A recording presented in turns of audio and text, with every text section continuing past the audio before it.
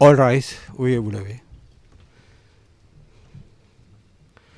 The International Criminal Court is now in session. Lord John the Court Panel International at 08.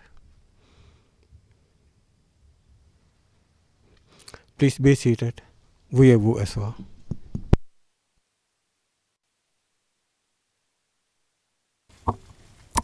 Good afternoon. La présidente, bonjour à tous. Monsieur le greffier d'audience, auriez-vous l'amabilité d'annoncer l'affaire, s'il vous plaît? Le greffier d'audience. Bonjour Madame la Présidente, Madame, Monsieur les juges. Il s'agit de la situation en République du Mali. En l'affaire, le procureur contre Alassane Ag Abdelaziz Ag Mohamed Ag Mahmoud. Référence de l'affaire ici, c'est 0112 0118. Et au fin du compte-rendu, je précise que nous sommes en audience publique. Thank you very much. La présidente, merci beaucoup. Puis-je demander aux équipes de bien vouloir se présenter? Monsieur le procureur adjoint d'abord. Madame le Président, Madame, Monsieur les juges, le bureau du procureur est représenté aujourd'hui par moi-même, Mamanya Aignan, procureur adjoint. J'ai à ma droite le premier substitut, M. Gilles Duterte, Madame Paola Sachi, qui est juriste adjointe de deuxième classe, et Madame Sandra Scotters, qui est également substitut du procureur adjoint de première classe. Au deuxième rang, j'ai Moussa Alafi, qui est substitut du procureur adjoint de première classe, Madame Diane Luping, qui est substitut du procureur, Yayo Yamaguchi, qui est aussi substitut adjoint de première classe, et enfin, M.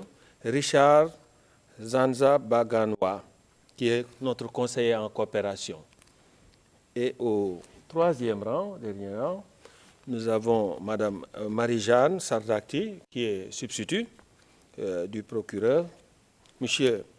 Lucio Garcia, qui est également substitut du procureur, M. Karim Tounsi, qui est notre case manager, et enfin, M. James Mawira. Voilà, aujourd'hui, c'est l'équipe qui compose le bureau du procureur, et j'en profite également pour donner le bonjour à l'équipe de la défense et aussi aux représentants des victimes. Merci. Merci beaucoup. May I have the appearances? La présidente, puis-je demander à la défense de bien vouloir se présenter son équipe? Maître Taylor. Maître Taylor, bonjour Madame la présidente, Madame, Messieurs les juges, bonjour à tous mes collègues dans la salle d'audience et autour de la salle d'audience. La défense de M. Alassane est représentée aujourd'hui par Pressivi Gary, Akapardon, Mélissa Beaulieu-Lucier, Avni Sali, Maloud Al-Ansari, Claudia Barrera Pinheiro, Gabriel Regimbal et Ibrahim Ag Mohamed et moi-même, Melinda Taylor. Merci beaucoup. Thank you very much, Mr. Taylor. La présidente, merci beaucoup, Maître Taylor. Les représentants légaux des victimes, s'il vous plaît. Bonjour, Madame le juge président, honorable Madame la juge et honorable Monsieur le juge. L'équipe de représentants légaux des victimes est représentée à cette audience. Je vais commencer par le terrain, donc, qui nous suivent et qui suivent l'audience depuis Bamako, par Maître Sédou Doumbia, Monsieur Maïga Boubacar et Madame Janine Kapinga. Et depuis Bruxelles, Maître Gilly Goffin. Et ici à l'audience, j'ai à ma droite Madame Kapinga, Madame Biyeke Dipanga Prisk et Monsieur Morales Andrés. Et enfin moi-même, Maître Nsita Louvengika. Je vous remercie. Merci beaucoup. In today's hearing, Aujourd'hui, la Chambre de première instance 10 de la Cour pénale internationale procédera au prononcé de la peine dans le cadre de l'affaire Le procureur contre Alassane.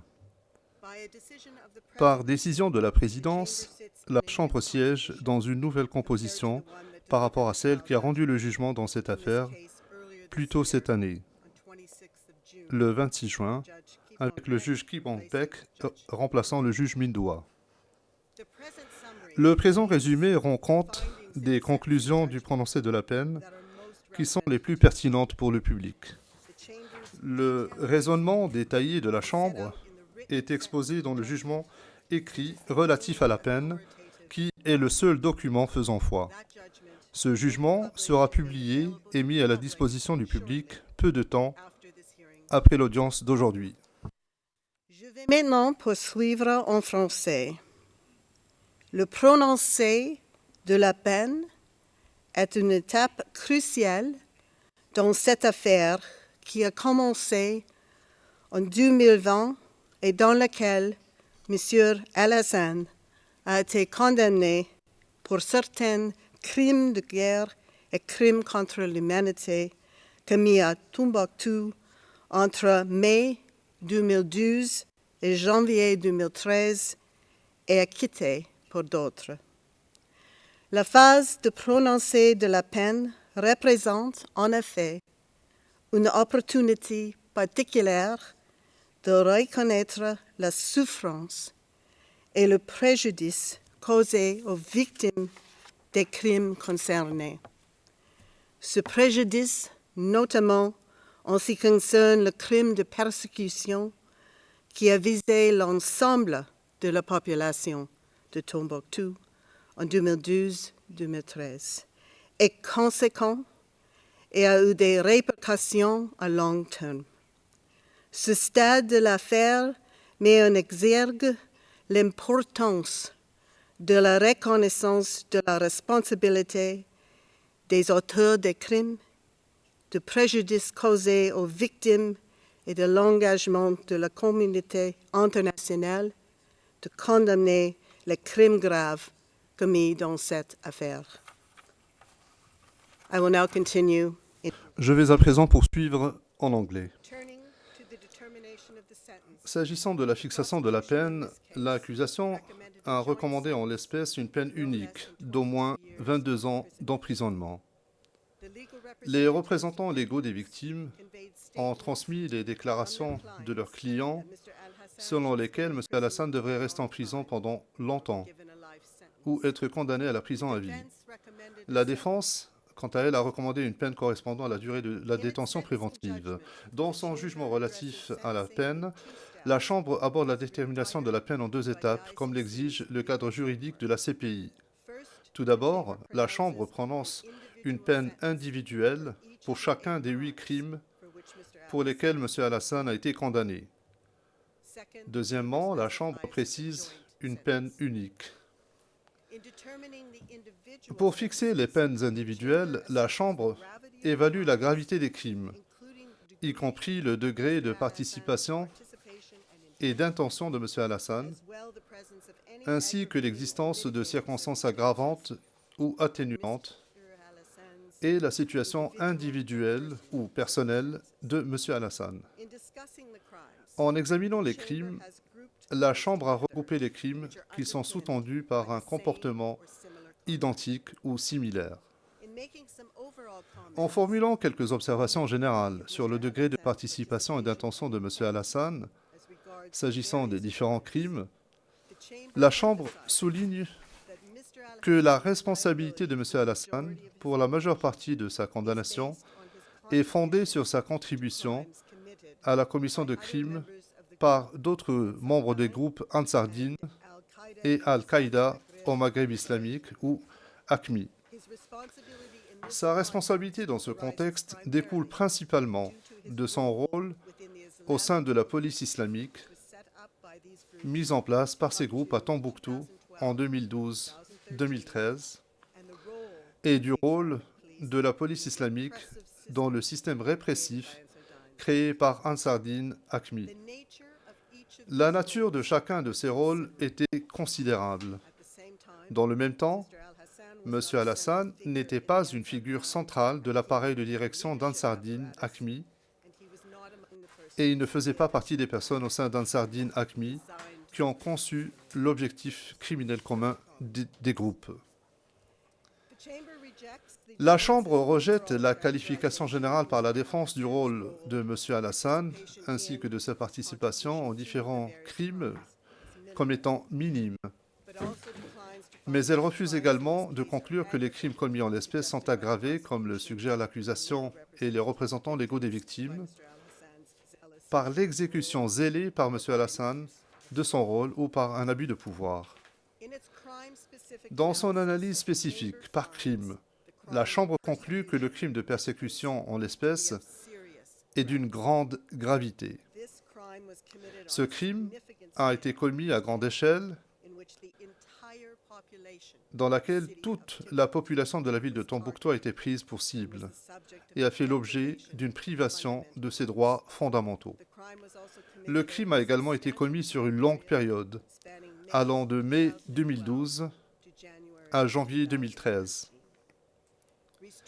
Les restrictions imposées par Ansardine AQMI ont eu un impact sur tous les aspects de la vie des habitants de Tombouctou, interdisant ou restreignant strictement des pratiques religieuses, traditionnelles, sociales et culturelles, ainsi que sur certaines activités quotidiennes. Ces actes avaient une portée considérable, régissant le comportement des individus dans l'espace public et dans l'intimité de leur foyer. Ils étaient violemment imposés par le biais d'une surveillance et de sanctions, y compris des actes de violence, de force, d'intimidation, de confiscation et de destruction. Ce régime et ces actes ont eu un effet traumatisant sur la population de Tombouctou, qui vivait dans une atmosphère de peur, de violence, d'oppression et d'humiliation, qui reste présente dans l'esprit des victimes comme un traumatisme profondément enraciné. Certaines victimes ciblées étaient particulièrement vulnérables, à savoir des enfants et des personnes âgées. Les restrictions imposées ont également eu des conséquences spécifiques et disproportionnées sur les femmes de la population de Tombouctou. Cela a affecté leur capacité à travailler et à gagner leur vie, et elles vivaient dans la peur d'être arrêtées et punies, ce qui, comme certains l'ont exprimé, pouvait arriver quoi qu'elles fassent, et ce pour respecter les règles et les interdictions. Pour certaines, l'atmosphère de peur était telle qu'elles ne quittaient plus leur maison.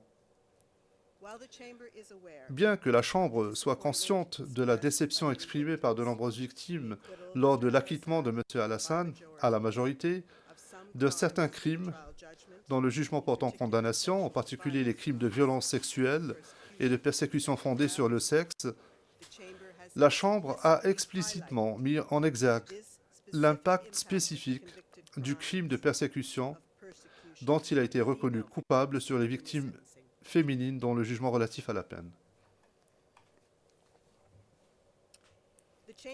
La Chambre estime également que les crimes de torture, d'autres actes inhumains, de traitement cruel, d'atteinte à la dignité de la personne et de mutilation sont d'une grande gravité. Il s'agissait de châtiments, à savoir la flagellation et l'amputation d'une main infligées pour des infractions aux règles et interdictions d'Ansardine AQMI. Dans son appréciation de la gravité de ces crimes, la Chambre met l'accent sur le caractère public, étant donné qu'il s'agit de châtiments proclamés le plus souvent à l'avance et exécutés devant de grandes foules de personnes, y compris des enfants. L'exécution de châtiments de cette manière humiliante dans le cadre d'un spectacle public a non seulement accru la détresse et la souffrance de ceux qui ont été punis, mais a également exposé des membres de la population de Tombouctou, dont les enfants, à des scènes de violence. Certaines des victimes de châtiments étaient particulièrement vulnérables, qu'il s'agisse d'enfants ou de personnes âgées. L'impact sur les victimes a été significatif et a souvent eu des conséquences à long terme. Ces crimes ont également été commis sur une base discriminatoire fondée sur des motifs religieux afin de dissuader la population de Tombouctou qu'Ansardine AQMI percevait comme ignorante et non comme de vrais musulmans, de violer les règles et les interdictions de ces groupes. S'agissant du degré de participation et d'intention de M. Alassane, mis à part les cas où sa responsabilité se fondait sur sa contribution au crime examiné, M. Alassane a également été l'auteur direct de crimes de torture et d'atteinte à la dignité de la personne à l'encontre de 2 individus qu'il a personnellement fouettés.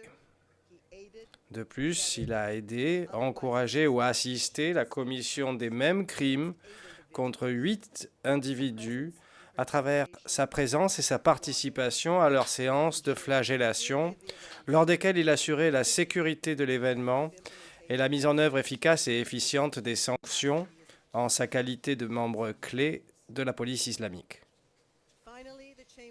Enfin, la Chambre considère que le crime de condamnation sans jugement préalable dans cette affaire, s'il demeure grave, est d'une gravité moindre dans les circonstances particulières que nous étudions par rapport à d'autres crimes examinés. L'affaire de M. Alassane représente la première condamnation de la Cour pénale internationale pour ce crime, qui consistait en l'occurrence en des condamnations à des châtiments physiques sans jugement préalable devant une cour et des condamnations judiciaires prononcées par le tribunal islamique établi par Ansardine Hakmi à Tombouctou pendant la période considérée. Ce tribunal ne présentait pas les garanties essentielles d'indépendance et d'impartialité du fait qu'il était contrôlé par Ansardine Hakmi et qu'il agissait selon les intérêts d'Ansardine Hakmi. Ce crime a été commis de manière systématique sur une période de temps substantielle entre mai 2012 et janvier 2013 à l'encontre de 49 individus.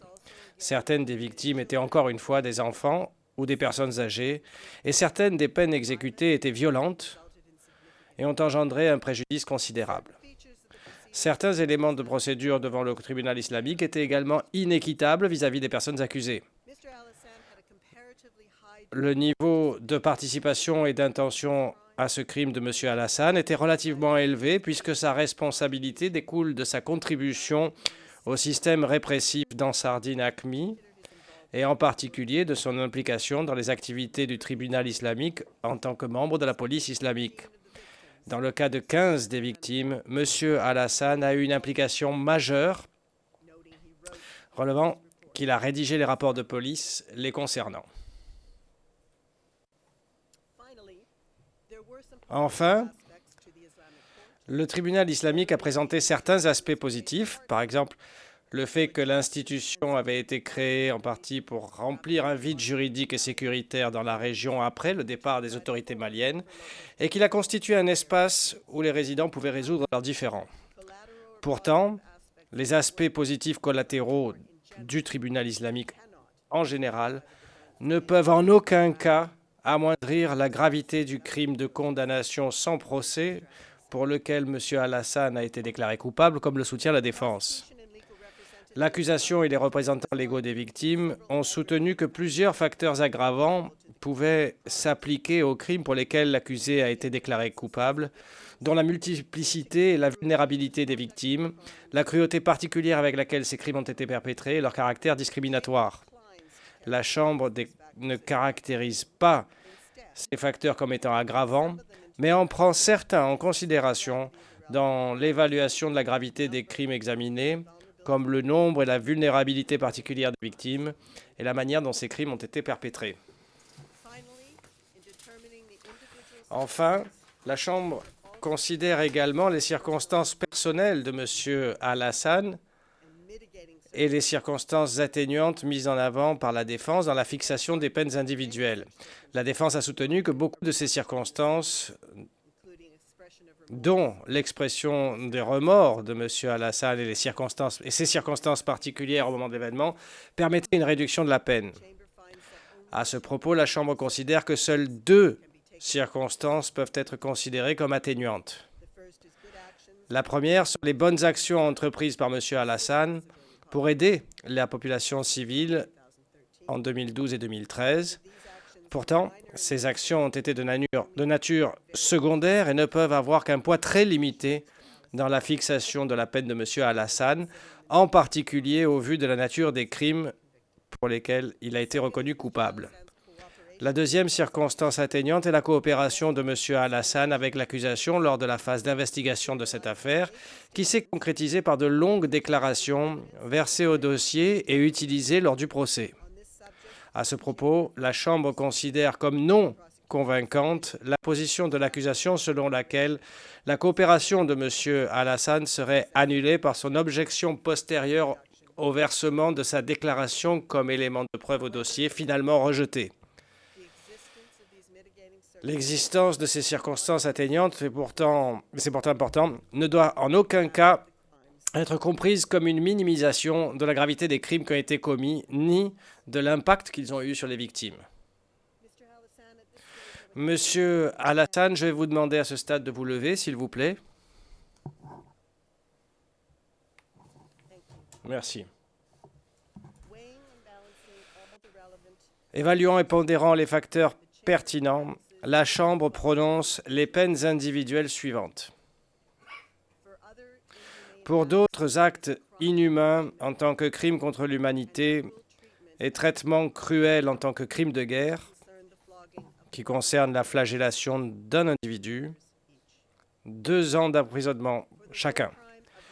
Pour le crime de guerre de mutilation, qui concerne l'amputation d'une main d'une personne, 5 ans. Pour le crime de guerre de condamnation sans procès, 6 ans. Pour le crime de guerre d'atteinte à la dignité de la personne, 8 ans. Pour torture en tant que crime contre l'humanité et crime de guerre, 9 ans chacun. Et pour la persécution en tant que crime contre l'humanité, 10 ans d'emprisonnement. Il s'agit également de la peine individuelle la plus lourde.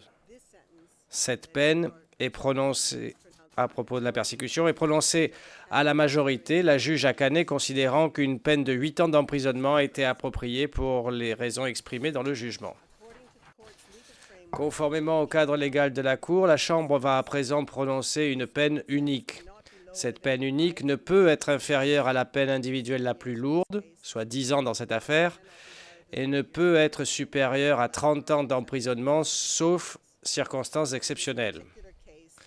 Dans cette affaire, prenant en compte le cumul substantiel des différents crimes, la Chambre vous condamne, M. Al-Hassan, à une peine unique de 10 ans d'emprisonnement.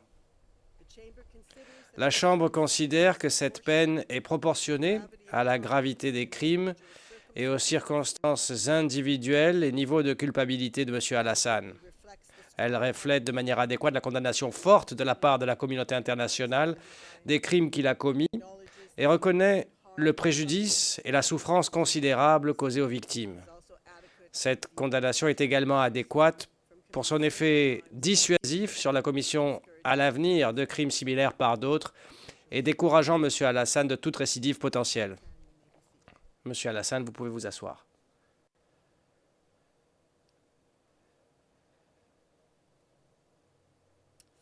Enfin, la Chambre note que le temps passé en détention par M. Al-Hassan, conformément à une ordonnance de cette Cour, soit depuis le 28 mars 2018, sera déduit de la peine qui est aujourd'hui prononcée à son encontre. La Chambre, dans son pouvoir discrétionnaire, n'a pas fait droit à la requête de la défense de déduire le temps supplémentaire passé par M. Al-Hassan en détention au Mali depuis le 21 avril 2017. Le prononcé de la peine d'aujourd'hui pourra faire l'objet d'un appel par M. Al-Hassan ou par le procureur dans un délai de 30 jours. La question des réparations des victimes sera abordée en temps utile. À ce stade, la Chambre souhaite remercier l'ensemble des parties et participants, ainsi que tout le personnel du greffe, pour leurs efforts sans relâche pendant ce procès.